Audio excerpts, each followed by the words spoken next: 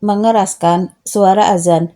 Dari Abdurrahman bin Abdullah bin Abdurrahman bin Abi Sa'sa'ah al-Ansori, kemudian Al-Mazini dari bapaknya, bahwasanya ia mengabarkan kepadanya, sesungguhnya Abu Sa'id al-Hudri berkata kepadanya, sesungguhnya aku melihat engkau menyenangi kambing dan lembah. Apabila engkau berada di tempat kambingmu atau di lembahmu, maka azanlah untuk sholat, dan keraskan suaramu saat mengumandangkannya. Karena sesungguhnya tidak ada jin maupun manusia dan tidak pula sesuatu yang mendengar akhir suara muazin, melainkan akan menjadi saksi baginya pada hari kiamat. Abu Sa'id berkata, aku mendengarnya dari Rasulullah Shallallahu Alaihi Wasallam. Hadis riwayat Bukhari nomor 609. Kalimat engkau menyenangi kambing dan lembah, yakni menyukai lembah demi kambing. Sebab orang yang menyenangi kambing perlu merawatnya di tempat penggembalaan, dan tempat seperti ini umumnya terdapat di lembah, yakni padang rumput yang tidak ada penghuninya. Kalimat keraskan. Hal ini menjelaskan bahwa azan bagi seorang yang hendak melakukan sholat merupakan perkara yang lumrah di antara mereka, karena di sini hanya diperintahkan untuk mengeraskan suara tanpa menjelaskan dasar hukum azan. Riwayat ini dijadikan dalil oleh Ar-Rafi'i untuk menyatakan disukainya azan bagi orang yang hendak sholat meskipun hanya seorang diri.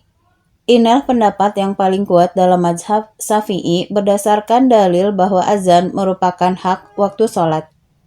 Tapi ada juga pendapat yang mengatakan bahwa hal itu tidak disukai azan bagi orang yang hendak sholat sendirian berdasarkan dalil bahwa azan merupakan panggilan untuk sholat jamaah.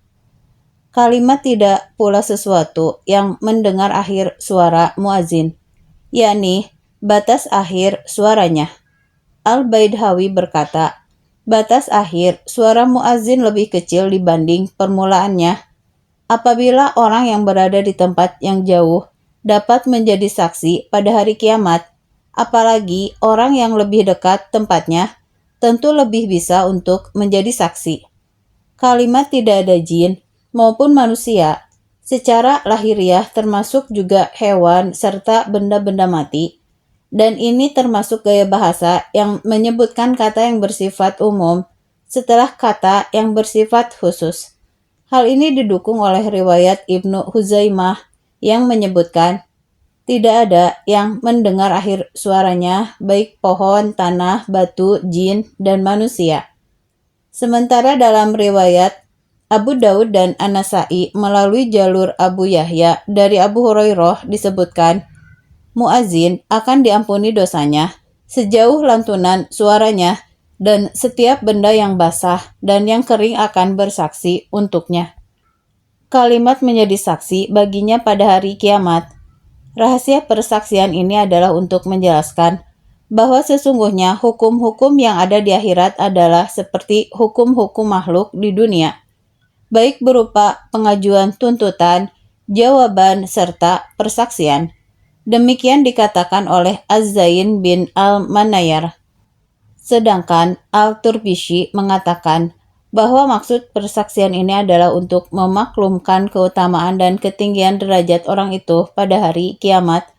Sebagaimana Allah Subhanahu wa Ta'ala membeberkan keburukan sebagian kaum dengan persaksian, Allah Subhanahu wa Ta'ala juga mengangkat derajat sebagian kaum dengan persaksian pula. Pelajaran yang dapat diambil: 1. Disukainya melantunkan azan dengan keras agar semakin banyak yang menghadiri sholat jamaah selama tidak menyusahkan atau mengganggu yang lain. 2. Menyenangi kambing serta lembah terpencil, khususnya saat terjadi fitnah, merupakan amalan para ulama salaf. 3. Boleh tinggal di pedusunan, serta bergaul bersama orang-orang terpencil, dengan syarat memiliki pengetahuan yang memadai dan merasa aman dari pengaruh sikap mereka yang tidak beradab. 4. Disukainya mengumandangkan adzan bagi orang yang sholat sendirian, meskipun tidak ada orang lain yang akan sholat bersamanya, karena makhluk lain yang mendengarnya akan menjadi saksi.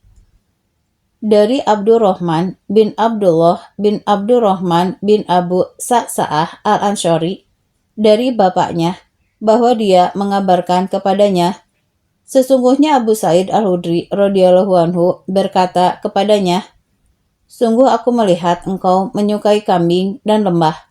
Maka jika engkau berada di tempat kambing dan lembahmu, lalu engkau melakukan azan untuk sholat, maka keraskanlah suaramu dalam mengumandangkan azan.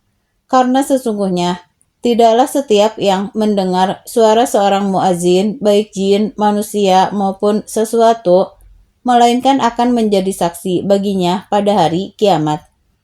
Abu Sa'id berkata, aku mendengarnya dari Rasulullah Shallallahu Alaihi Wasallam.